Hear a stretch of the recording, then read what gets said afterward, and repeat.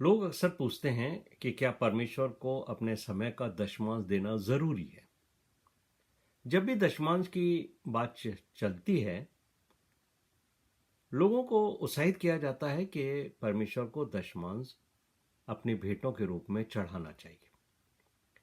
और साथ ही कई बार लोग ये जानना चाहते हैं कि क्या हमें परमेश्वर को अपनी जो भेंटें दशमांश के रूप में देनी है, उसके साथ साथ अपने समय का दशमांश भी देना चाहिए। मैं अक्सर दशमांश के विषय में बात करते हुए लोगों को समझाता हूं कि दशमांश की जो शिक्षा है वो पुराने नियम में और नए नियम में एकदम फर्क है। पुराने नियम में परमेश्वर का जो संबंध था वो इसराइली जाति के साथ एक स्वामी और प्रजा के रूप में था। यानी परमेश्वर उनका स्वामी होता था और इसराइली लोग उसकी प्रजा होते थे। इसलिए परमेश्वर ने जो एक स्वामी था उनको आज्ञा दी थी कि तुम्हारी जो कमाई है या जो भी मैं तुम्हें देता हूँ आशीष के रूप में, उसका दशमांश भेंट के स्वरूप में मंदिर के अंदर चढ़ाया करो। तो पुराने नियम के अंदर तो अपनी इनकम का दशमांश देना आवश्यक था। लेकिन जब हम नए नियम में आते हैं तो हमारा रिश्ता परमेश्वर के साथ प्रजा और स्वामी का नहीं है। यहाँ यीशु मसीह ने हमारे एक नए रिश्ते को जन्म दिया है और यहाँ परमेश्वर हमारा पिता है और मैं और आप उसके पुत्र और पुत्रियां हैं। तो यहाँ पर हमें इस बात को देखना है कि हमारा स्वर्गीय पिता हमसे दशमांश भी नहीं चाहता, लेकिन वो ये चाहता है जो पौलुस हमें शिक्षा देते हैं कि हर एक व्यक्ति को परमेश्वर को दान हर्ष के साथ देना है, ना तो कुड़ के, ना रो के, ना दुखी होके, क्योंकि परमेश्वर हर्ष से देने वाले से प्रसन्न होता है, क्योंकि वो अब एक पिता है। और पिता ये नहीं चाहता कि वो दशमांश वसूले। जैसे सरकारें इनकम टैक्स वसूलती हैं, ऐसे ही वो कोई पाबंदी नहीं लगाता परमेश्वर के, नहीं तुम्हें दशमांश तो मुझे देना ही पड़ेगा। लेकिन विश्वासियों को जब वो उसका पिता है तो वो दशमांश ही क्यों, दशमांश से ज्यादा भी दें। अगर आप अपने पिता से प्रेम करते हो तो उसको भेंट स्वरूप आप दशमांश क्यों देते हो? 20%, 30%, 50%, जितनी आपकी सामर्थ्य है वो आप दीजिए। लेकिन जो बात मुझे और आपको समझनी है कि हमारा रिश्ता परमेश्वर के साथ पिता और पुत्र का है, तो मसीह यीशु ने उसको पिता कहा है और मुझे और आपसे ये भी सिखावट की है कि मांगो तो तुम्हें दिया जाएगा। और यीशु मसीह तो कहते हैं कि तुमने अभी तक मेरे नाम से अपने पिता से कुछ नहीं मांगा, अगर मांगते तो तुम्हें देते। जब एक सांसारिक पिता भी उसके बच्चों के द्वारा मांगने पर उन्हें देता है, तो निश्चित तौर से जब हमारा स्वर्ग पिता हमारा पिता है तो वो भी हमें देगा। तो मुझे और आपको ये समझना चाहिए कि जब हमें आवश्यकता होती है तो हम परमेश्वर पिता के पास जाते हैं, हम उससे बात करते हैं, उससे प्रार्थना करते हैं, हम उससे मांगते हैं और हमारा स्वर्गीय पिता हमें देता है। जब भी आपने ये अनुभव किया होगा, जब भी आपने उससे कुछ मांगा है, सच्चे मन से मांगा है, वो आपका स्वर्गीय पिता है, वो आपको देगा। लेकिन साथ ही साथ जैसे हमारा संसारिक पिता भी ये चाहते हैं कि उसके बच्चे केवल उसे मांगते ही नहीं रहें, पर उसके साथ अच्छे इंटीमेट रिलेशंस रखें, उसके साथ संबंध बना के रखें, उसको अपना समय भी दें, उससे बातचीत भी करें। तो यही बात जो है वह हमारा स्वर्गीय पिता भी चाहता है कि हम केवल उसे मांगते ही ना रहें, पर उसको समय दें, उसके साथ अच्छे रिश्ते रखें, उसके साथ व्यक्तिगत रिश्ते रखें। हम सब उसके बेटे और बेटी हैं, लेकिन कौन पुत्र और कौन पुत्री उसको कितना प्रेम करता है, यह इस बात से जाहिर होगा कि हम उसको कितना समय देते हैं। मेरे प्रिय भाइयों और बहनों, हम एक छोटे बच्चे के जैसे अपने पिता की गोद में उस समय भाग कर चढ़ जाते हैं जब हम किसी विपत्ति में होते हैं, क्योंकि हम जानते हैं कि परमेश्वर हमारा शरण स्थान है, वो हमारा गढ़ है, वहां हम सुरक्षित हैं।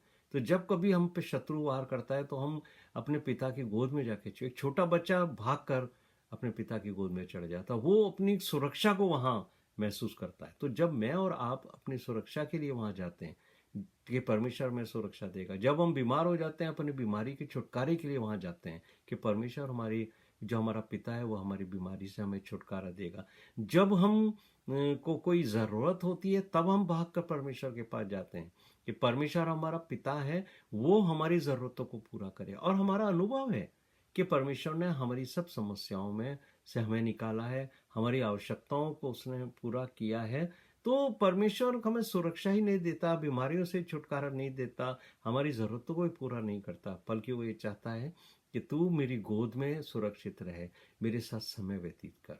लेकिन परमेश्वर तब दुखी होता है जब एक छोटा बच्चा उसकी गोदी में एक पिता, सांसारिक पिता की जैसे उसके गोदी में हो, और अगर वो बच्चा अपने पिता से कहे कि पिता मैं आपके साथ तब तक रहूँगा जब आप मुझे खिलाओगे पिलाओगे, या एक छोटा बच्चा अगर अपने पिता से कहे कि पिताजी आप मुझे टॉफ़ी खिलाओगे, आप मुझे खिलौने दोगे, आप मुझे क्या दोगे अगर मैं आपके पास आऊँ तो ये तो स्वार्थपूर्ण बात हो जाती है।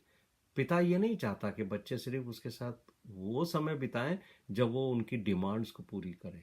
यही संबंध मेरा और आपका अपने स्वर्गीय पिता से है। हमारा परमेश्वर पिता भी ये नहीं चाहता कि हम सिर्फ उससे मांगते ही रहें। वो देगा। वो तो कहता है कि तुम्हारे मांगने से पहले वो जानता है, मैं जानता हूं कि तुम्हें किन चीजों की आवश्यकता है और मैं तुम्हें दूंगा। लेकिन वो ये भी चाहता है कि हम उसके साथ अपने समय को व्यतीत करें। एक सांसारिक माता पिता भी ये चाहते हैं कि बच्चे जब उनके पास समय हो उससे बात करें। आजकल व्यस्तता बहुत है, बच्चे बहुत व्यस्त रहते हैं काम के सिलसिले में, किसी मिसमिस में, लेकिन परमेश्वर फिर भी ये जानता है कि आप उसके से प्रेम करते हो तो उसके लिए समय निकालोगे।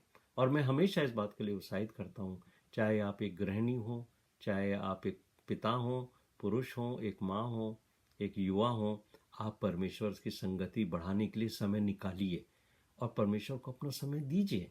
और जब आप परमेश्वर को अपना समय देंगे तो परमेश्वर खुश होगा। जरूरी नहीं है कि हम 10% समय रोज दें या 20% समय रोज दें, 30% समय, हम जितना भी संबंध दें, समय दें, प्रेम के साथ दें। परमेश्वर हमेशा, जैसे एक माता पिता अपने बच्चों के फोन का आने का इंतजार करते हैं, परमेश्वर भी हमारा इंतजार करता है कि मेरे बच्चे मुझसे बात करेंगे। और हमें क्या सिखाया गया है कि जब हम परमेश्वर का वचन पढ़ते हैं तो परमेश्वर हमसे बात करता है। जब हम प्रार्थना करते हैं तो हम परमेश्वर से बात करते हैं। तो जब आप प्रार्थना करते हो तो आप अपने पिता से बात कर रहे हो। इस तरीके से बात कीजिए जैसे एक छोटा बच्चा अपने पिता से बात करता है। और जब आप वचन पढ़ते हो तो इस रीति से पढ़िए कि परमेश्वर आपसे बात करता है। वचन के द्वारा परमेश्वर हमारी कमजोरियों को भी हम पे जाहिर करेगा। वचन के द्वारा वो हमें शिक्षित करेगा, हमें प्रताड़ित भी करेगा, हमें सिखाएगा भी। लेकिन ये संबंध कब होंगे, कब प्रगाढ़ होंगे? जब हम परमेश्वर को अपना समय देंगे। और याद रखिए मेरे प्रिय भाइयों और बहनों, जिससे हम प्रेम करते हैं ना, उसे अपना समय जरूर देते हैं, उसके लिए हम समय निकाल लेते हैं। फिर हम ये नहीं सोचते। और जितना प्रगाढ़ प्रेम बढ़ता जाता है उतना ही समय हम ज़्यादा देते हैं। आप उन नौजवान लड़के और लड़कियों को देखिए जिनका विवाह होने वाला होता है, जिनके संबंध बना दिए गए होते हैं कि आगे वाले समय में वो जाकर संबंध वैवाहिक जीवन व्यतीत करेंगे। तो अभी जब तक उनका विवाह नहीं होता वो एक दूसरे के लिए से कितनी बातें करते हैं, एक दूसरे के बारे में कितना जानना चाहते हैं। घंटों वो फोन के ऊपर एक दूसरे से बातें करते हैं, उन्हें समय का पता ही नहीं चलता। तो ये क्या कारण है? क्योंकि उनके बीच में वो प्रेम डेवलप हो रहा है जो उनको आगे और साथ रहने के लिए उत्साहित करेगा कि वो जीवन भी भर साथ रहें। तो यदि हम परमेश्वर से प्रेम करते हैं, सच्चा प्रेम करते हैं, तो हम उससे घंटों बात करेंगे। फिर हम 10% समय का की सीमा में उसको नहीं बांधेंगे कि आज का 10% हमने बात कर दी प्रभु, अब हम तेरे से कल बात करेंगे। समय को प्रेम सीमा में नहीं बांधने देता। प्रेम जो है वो सीमाओं से ऊपर उठकर अपने संबंधों को प्रगाढ़ करने के लिए कहता है। और अब मैं आपको यही उत्साहित करूंगा, यदि आपके पास समय की कमी है, परमेश्वर जानता है।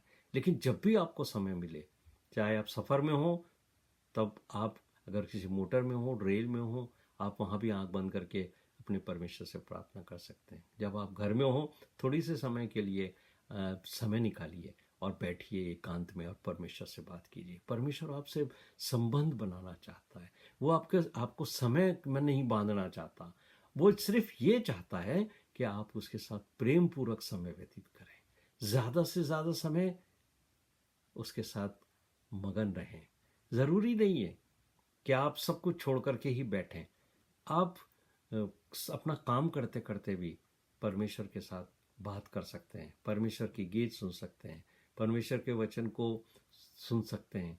कई माध्यम हैं जिसके द्वारा आप परमेश्वर के साथ समय व्यतीत कर सकते हैं। इसलिए मैं आपको उत्साहित करता हूं कि 10% की समय सीमा में न बद बंधिए, बल्कि उस सीमा से ज़्यादा बढ़कर परमेश्वर को अपने प्रेम का प्रदर्शन कीजिए।